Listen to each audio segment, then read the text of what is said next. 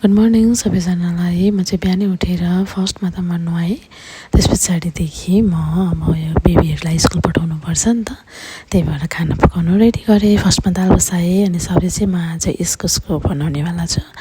अनि दाल बसाउँदै गरेँ, यतातिर घर सफा गर्नु पऱ्यो। बिहान उठेपछि छोरी मान्छेको काम भनेको त घर बढार्नु त फर्स्ट प्रायोरिटी नै हुन्छ होइन। अनि घर बढारेँ, अनि बाटोमा यसो हिँडेको, यस्तो खालको मौसम बारेछ आज बिहानै। अनि त्यस पछाडिदेखि म बढारेँ, घर अगाडि पछाडि सबै बढार्नुपर्छ नि त। अनि बढार्दै थिएँ है। अनि त्यस पछाडिदेखि मैले यता दाल पनि बसाएको थिएँ, दालमा पनि सिटी लाग्दै थियो।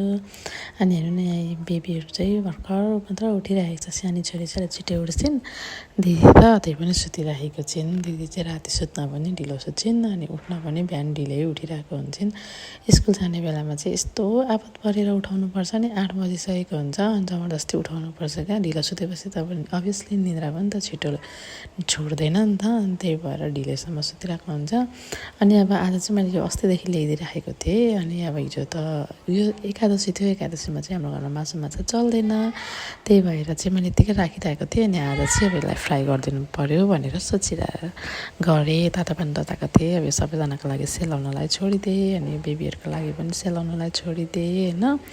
बिहानै उठेर चाहिँ तातो पानी त खानै पर्यो, हजुरहरूको सबैको घरमा त्यही नै हुन्छ होला होइन। म चाहिँ बिहानै उठेर चाहिँ आलस र कागतीको पानी खाइरहेको छु अहिले। अब केही हदसम्म त ठिकै भइरहेछ, मेन भनेको कन्स्टिपेसनको लागि हो, त्यो अलि ठिकै हुँदैछ। अनि हात खुट्टाहरू दुख्नेहरूलाई पनि ठिक हुन्छ होइन। अनि गुवाला पनि आएको थियो, अनि मैले गुवालाबाट दुधहरू पनि लिएँ। अनि त्यस पछाडिदेखि चाहिँ अब यसलाई मैले फ्राई गरेँ होइन।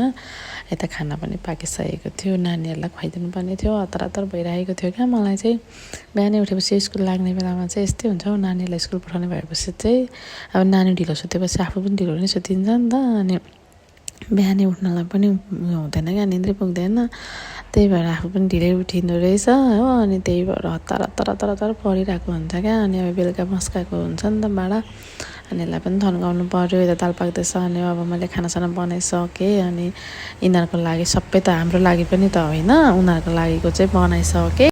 अनि चाहिँ अब यिनीहरूलाई खाना खुवाउनु पऱ्यो भनेर म चाहिँ रेडी भएँ है। अब यिनीहरूलाई खाना खुवाउनुलाई पनि कति धेरै टाइम लाग्छ क्या, खेल्दै खाइरहेको हुन्छन् नि त। अनि त्यही भएर चाहिँ एकदम धेरै टाइम लागिरहेको हुन्छ।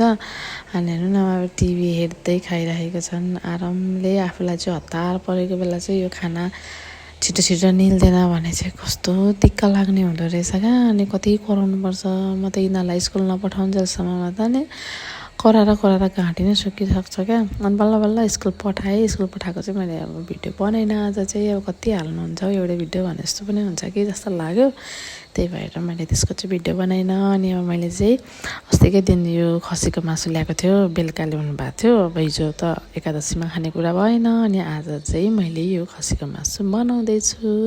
यसको पनि मैले पुरा भिडियो चाहिँ हालेको छुइनँ, मैले पनि सर्टकटमा हालेको छु, भिडियो लामो भयो नि त, त्यही भएर अलिक सर्ट बनाउनुको लागि चाहिँ मैले त्यसो पुरै हालिनँ, अलिअलि म त क्लिप मात्र लिएर हालेँ। अब हजुरहरूले चाहिँ कतिको मनपर्छ खसीको मासु होइन, मलाई चाहिँ पुरा मनपर्छ है खसीको मासु।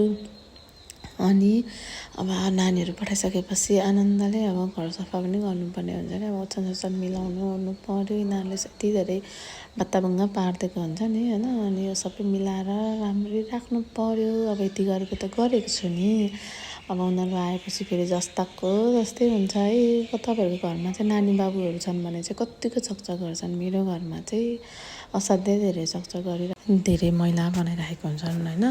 अनि लुगाहरू पनि मिलायो एकछिनमा जस्ताको जस्तै हुन्छ। अब यो नानीहरू आएपछि फेरि जस्ताको त्यस्तो नै हुने हो। अनि लुगासुगा पनि धोइसकेँ, वासरुमहरू सफा गऱ्यो अरे, अनि चाहिँ मेरो काम सक्यो अहिलेलाई। Thanks for watching.